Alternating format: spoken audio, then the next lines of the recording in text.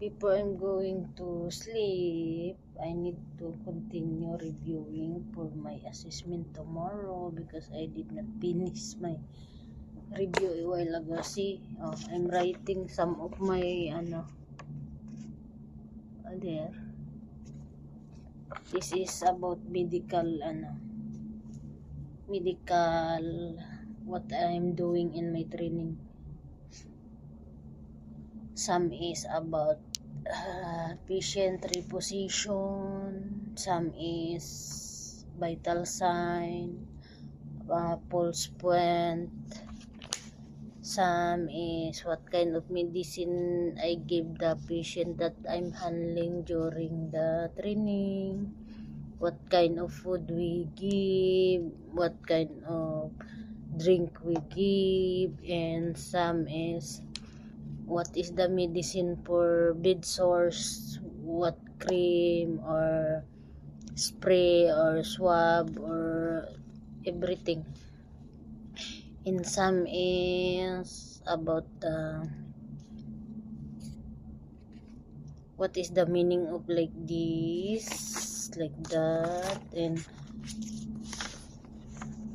what is the normal systolic and diastolic about BP, meaning of CBG.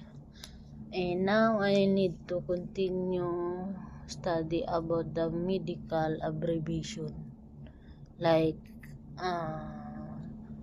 once a day, give medicine once a day, twice a day, 4 times a day, like that, or before breakfast, before meal, or after meal, like that.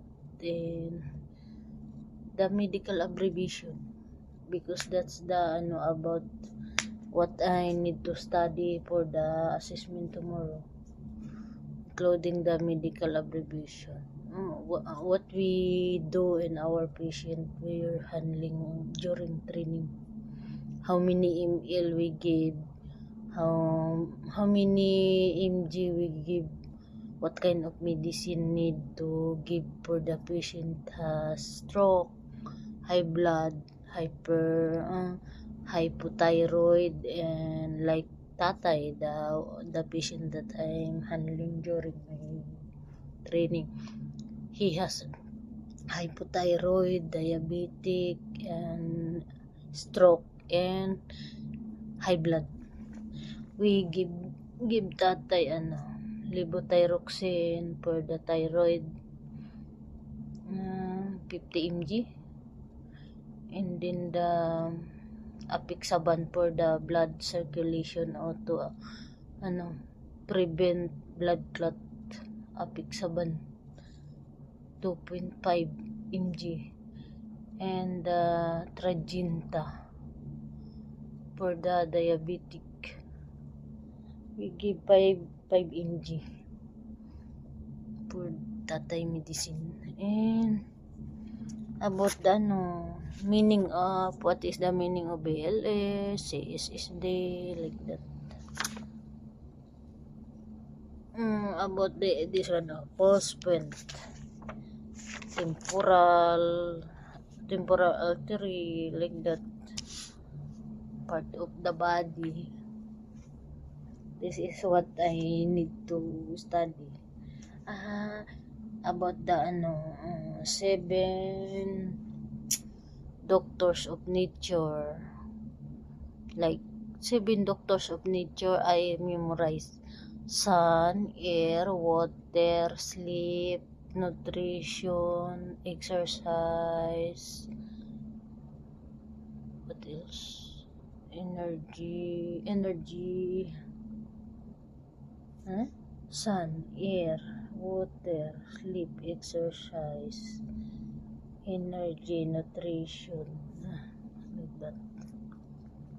That's all, guys. This is the I memorize the 7, what do you call that, 7 doctor of nature, and I need to memorize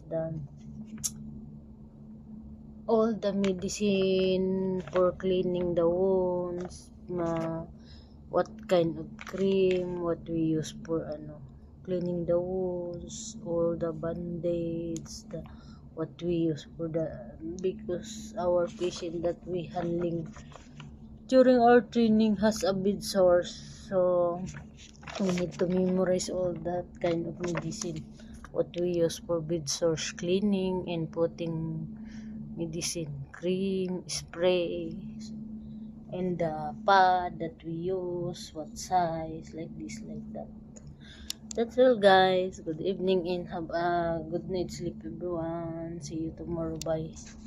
I love you all and I miss you. Bye. Bye bye. And I need to sleep early because I need to go out early tomorrow for my training. And I have assessment tomorrow. After my assessment, I need to go straight to the church. I hope they gonna allow me to go out early tomorrow, so that I can go to church direct from the training. Usually my training finish at 9 p.m. but I ask permission if I can go out 6 p.m. so that I can go to church. I can attend the church service tomorrow. Bye guys, see you tomorrow and have a good night sleep, everyone. Bye.